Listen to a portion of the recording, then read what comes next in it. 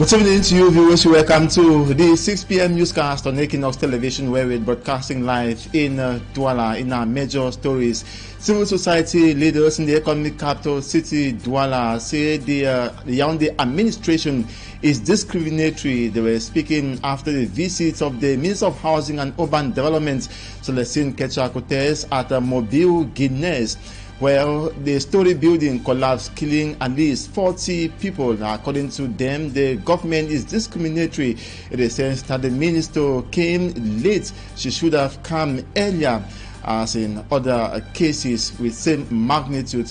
Also, with the continuous demolition of buildings in the economic capital city Douala, several families have been rendered homeless in Bonaloka in the Douala 3 subdivision. This as the council authorities went on with the surprise demolition exercise, according to the locals. We'll be telling you more in this newscast.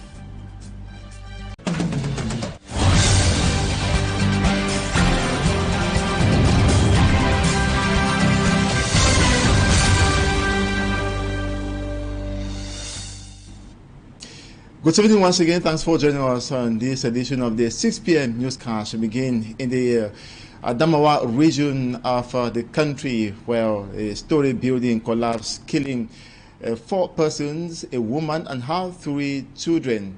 The building, it should be noted, 24 hours after that incident, inhabitants can still are still seen on the site, wandering and traumatized. We followed up this incident with our reporter in the Adamawa region, and have more in the follow reports compiled by Ese Lucy Liangu. On the site of the collapsed building in Balaji, Côte d'Azur neighborhood, Ngaoundé, Adamawa region, are onlookers and inhabitants who are still in shock after the tragic incident. According to the inhabitants, the building, which cost the lives of 4 persons, was poorly constructed with low-quality materials. Tous ceux qui ont vécu, qui vivent dans ce quartier, savaient qu'un jour ce bâtiment devrait s'effondrer. He says the government is doing little or nothing to ensure that houses be constructed with quality building materials, and also the government should visit every work site before issuing a building permit. N'est-ce pas dans la construction des villes, de penser des villes. The neighbors around say they are traumatized. They wish they could save the lives of those who were stuck in the rubble. Moi, je demande aux autorités que parfois il faut laisser la population. The government should, in some cases, allow the population around to help those stuck in debris, because the Army Rescue Unit might delay, and this led to the death of a woman who called her husband, shouting that she can't breathe. At the end, she died. 11 heures, elle ne respirait plus et finalement elle est morte. The building collapsed in Balaji, Adamawa region, adds to that of Mobile, Guinness in the Douala 5 subdivision, as the death toll continued to rise. People who live around houses which are poorly constructed in Douala are calling on local authorities to act swiftly before these houses finally kill them. Our reporter Smanjikan Gabriel visited some of these houses at risk and put together the following report. In the heart of Aqua neighborhood lies a story building which is a major risk to the inhabitants. Several years back, people died in this building, and local authorities back then gave orders for the building to be demolished. Unfortunately, 13 years counting, the said house hasn't been demolished as authorized and remains a great risk to the people around. At the Makepe Misoke neighborhood in Douala 5 subdivision, it is another house in a dilapidating state. You can see for yourself that the house has marks on it. We have been talking to the owner to no avail. Finally, the house will collapse. According to the city mayor of Douala, there are about 500 of such types of structures. In Douala in particular, at the Cité de Palmier neighborhood was another structure standing. From a distance, one can't see the error clear, but going through the pillars on which this structure is standing on, one could notice that the pillars had gradually fallen off. The quality of the concrete is not good. When I talk of concrete, I mean all its components, that is sand, gravel, and cement. It's when all of these are not in good shape that we have such results. C'est ça qui va participer à la corrosion de l'acier, tel qu'on peut remarquer ici. At the Mbopi neighborhood is another structure standing tall, but giving a lot of fright to the inhabitants of this zone. It's frightening because even if you are not an engineer, just with your eye, it sends fear into your heart. We know that a good house has to be perfect in its structure. Worse still, it is by a church. We don't know if it's during a church service that the house will fall. The house that was supposed to be a 4-story building is now having more than what it was initially planned. Oui, on doit s'en inquiéter. We have to be worried because we did a little study of this house. We first recommended that the structure should be reduced by removing at least 3 levels. We are happy that it has been done, but it's not enough. Au moins 3 niveaux. Bon, c'est bien qu'on arrive aujourd'hui, on voit que ça a été fait. Bon, ça a été fait, c'est pas suffisant. The similarity of all the houses is that all had seen at least once the visit of an expert or a representative from the council who said the houses were risk factor to the people around. But till date, no action has been taken on them as the people living around sleep with an eye open. As the death toll of the collapsed building in Douala 5 subdivision keeps rising, Cameroonians have been asking the whereabouts of the civil protection units within the Ministry of Territorial Administration. The unit that is supposed to be giving rescue support to people is invisible. Smatjikan Gable in the follow report tells us some of the functions of the civil protection unit. The scenario of houses collapsing in Cameroon has become a common thing as the cases keep increasing. The latest situation was a 4-story building house that collapsed and has left about 40 people dead. When such incidents occur, many affected families usually don't know where to go when they are faced with such accidents. Even though the houses that collapsed led to many deaths in Douala 5 subdivision, at the incident scene, the forces of law and order alongside the firefighters unit are the only ones noticed to have been engaged to secure some properties and remove victims who were trapped in the house. A tough work for the uniformed officers who don't want to leave anybody within the carcass of the house that collapsed. At one end, the victims of the incident and families who don't have shelters are stressed out and are asking the way forward. At the incident site, means are put in place to remove people from the building. People are now asking the whereabouts of the Civil Protection Unit in Cameroon. This is the unit which has the right to take care, assist and save victims of such incidents. The Civil Protection Unit is also expected to help the police and other public services. But unfortunately, none of the above actions was seen on the field when the 4-story building collapsed at Conteneur Rouge neighborhood in the Douala 5 subdivision.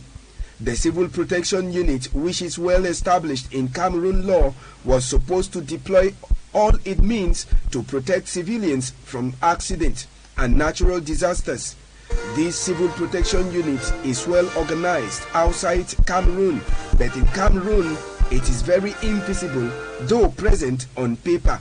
If it is a decision from the ministry, then many are now asking, what is the Minister of Territorial Administration waiting for to put this Civil Protection Unit into action? Civil society leaders in Cameroon are decrying what they qualify as discrimination in the governance mechanism of the country. They spoke to Equinoxe television on the heels of Housing and Urban Development Minister's visit to the scene where 40 persons died last weekend. That's Mobile Guinness, Douala 5 subdivision, and several hours after the incident occurred. According to them, the authorities should have been there earlier, as was the case in previous incidents of the same magnitude. Babila Jonathan reports.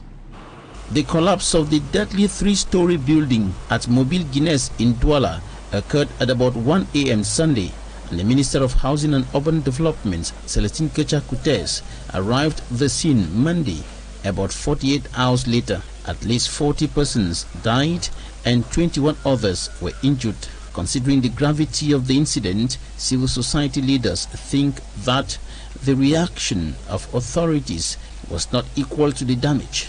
Such discrepancies in reactions to the same kinds of disasters or to disasters in general is very evident, and it goes very much to show the class distinction in our nation.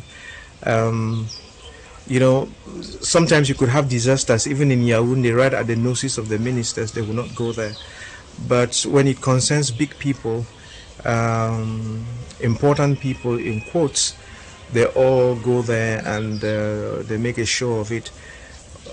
When it's the local folks, they're just part of statistics and nobody cares. It's such an unfortunate situation. All lives matter. The example of the fire incident at Leaves nightclub in Yaoundé is highlighted to condemn what is qualified as government's double standard reactions.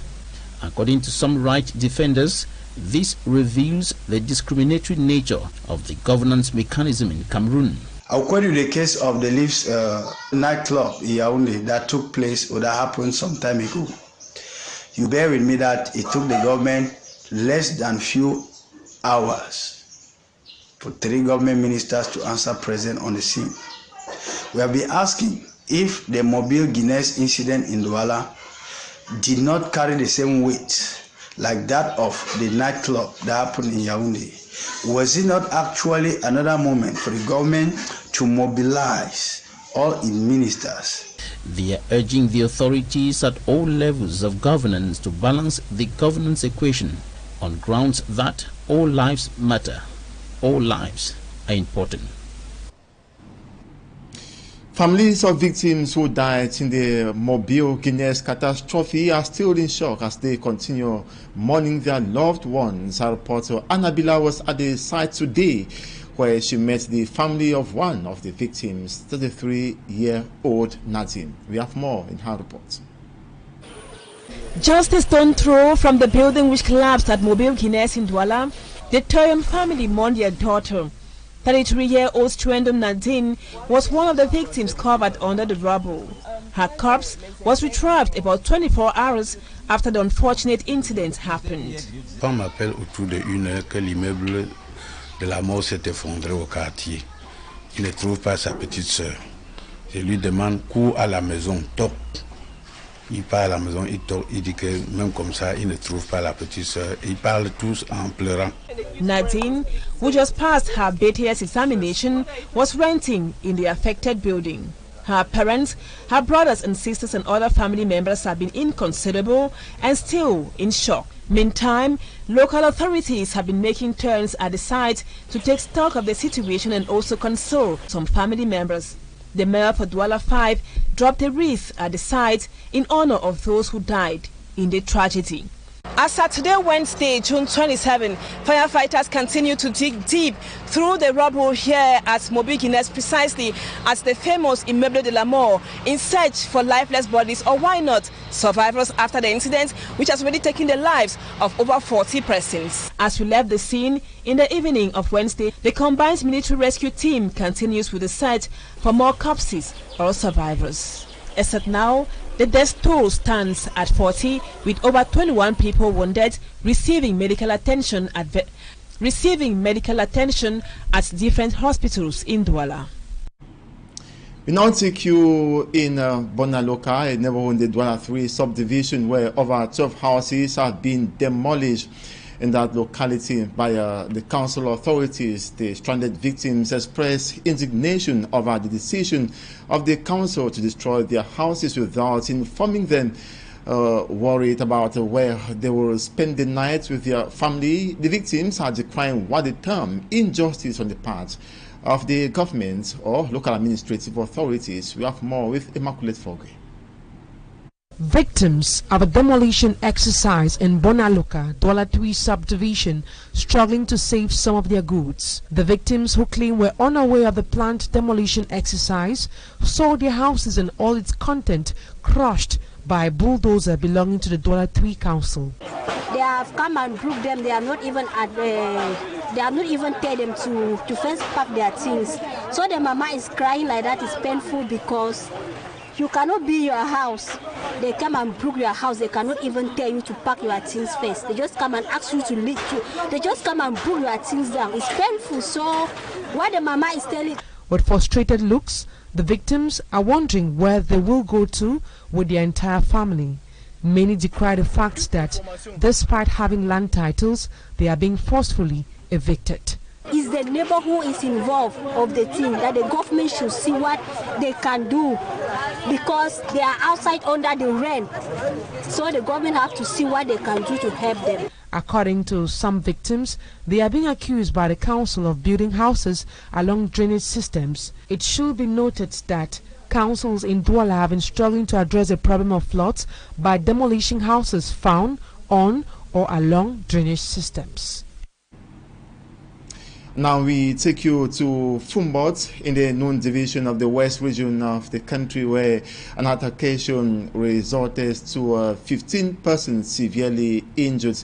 They were planning to organize a demonstration to denounce government's long silence over their plights they tabled to them, notably to address insecurity on the rise in their locality. Unfortunately for them, they were stopped by unidentified armed individuals while planning to organize that demonstration. We have more with our reporter Cedric Chakutio.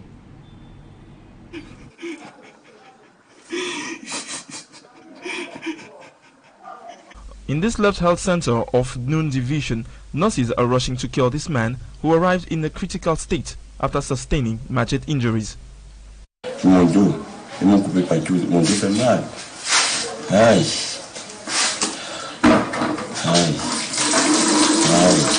He is a victim of the attack that went in the locality by a group of armed men. Je travaille dans la zone de la rive gauche. C'est alors en ce jour où je m'engage pour sortir, pour aller me ravitailler, pour profiter de la famille. Je me retrouve avec des assaillants en route, où ils m'abattent, ils me fouettent avec un coup de coude avec ma tête.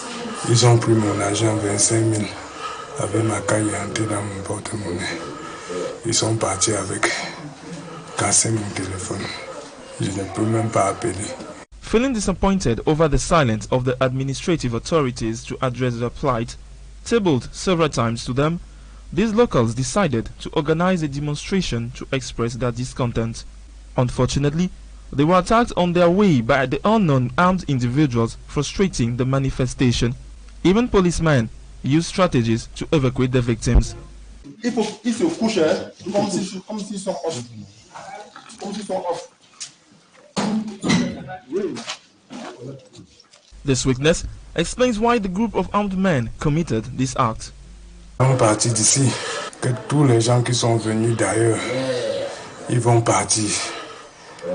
Que ça c'est leur territoire. C'est ça qu'ils veulent nous tuer. Nous allons quitter ce village. Ou bien nous sommes dans le Cameroun, ou bien nous sommes où nous ne connaissons pas. At the moment, about 15 injured individuals are hospitalized in different health centers. The senior administrative officer for the Nous division is closely following up the incidents. Many people continue to condemn the killing of 10 persons at the Nancho Junction in Bamenda 2 subdivision of the northwest region of the country.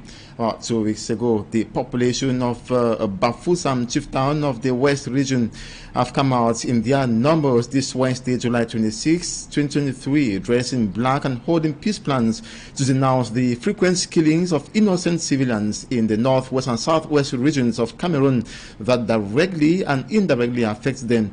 This was done during a manifestation organized at the ceremonial ground of the town to request a return to normalcy in the restive English-speaking regions of the country.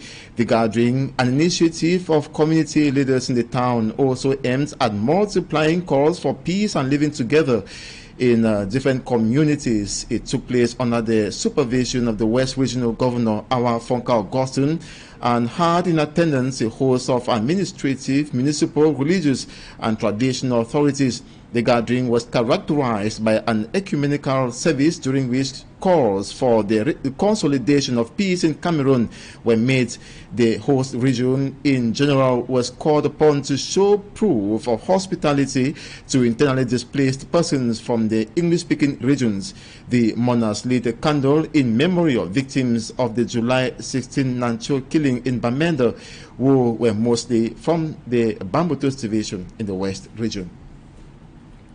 Let's now take you to news out of Cameroon. First, in Senegal, the government has justified the lifting of security around Sonko's home in Dakar, which has equally led to his freedom.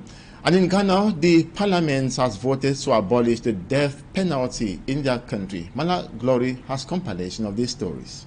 Senegalese government on Tuesday justified the lifting of the security forces around Ousmane Sonko's home in Dakar.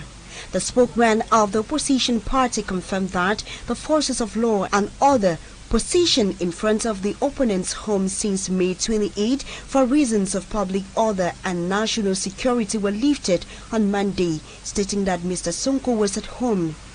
Ousmane Sonko was sentenced on June 1st to 2 years in prison in a vice case, a verdict which makes him ineligible as it stands, according to his lawyers and jurists. Ghana's parliament has voted to abolish the death penalty, joining a long list of African countries that have done so in recent years. The country currently has 170 men and 6 women on death row, whose sentence will now be replaced by life imprisonment. The last execution took place in 1993. Opinion surveys suggest that most Ghanaians approve abolition of the death penalty. Last year, 7 people were sentenced to death in Ghana, but none were executed. Treason has also been punishable by death in Ghana. The bill to amend the Criminal Offences Act was put forward by Member of Parliament Francis Xavier Sossou and had the backing of the Parliament's Committee on Constitutional, Legal and Parliamentary Affairs. Report says Ghana is the 29th African country to abolish the death penalty. In recent years, many African states have abolished the death penalty, including Benin, Central African Republic, Chad, Equatorial Guinea, Sierra Leone and Zambia. The transitional president of Chad, Mahamat Idriss Deby, issued a presidential decree announcing a significant shift within the government's high-ranking officials. According to the decree, Jean-Bernard Badari, who held the position of state minister and special advisor to the presidency of the republic, has been replaced with Bichara Issa Jadala. Badara, a notable figure in Chad's political landscape, was serving in a dual capacity as state minister and special advisor to the presidency. Jadala, his successor, is expected to take over these responsibilities. And now in sports, semi-final matches of the 2023 National Interpols will be played in the nation's political capital, Yaoundé, tomorrow, Thursday, 27 at 3 p.m. Northwest flag bearers Bafmeng United Football Academy will clash with Volcan FC of Nous. The semi-final match will be played at the Guayaquil Stadium in Yaoundé. The other semi-final match will see Southwest representatives Isolsa taking on Puma FC at 3 p.m. still at the Omnisport Annex 1 Stadium. The 4 teams battle to pick the 2 available tickets to the Elite 2. And that's where we end this edition of the 6 p.m. newscast on Equinoxe Television. Thanks so much for watching. Do stay posted to more interesting programs on Equinoxe Television tomorrow. We'll meet you same time, God willing. Bye-bye.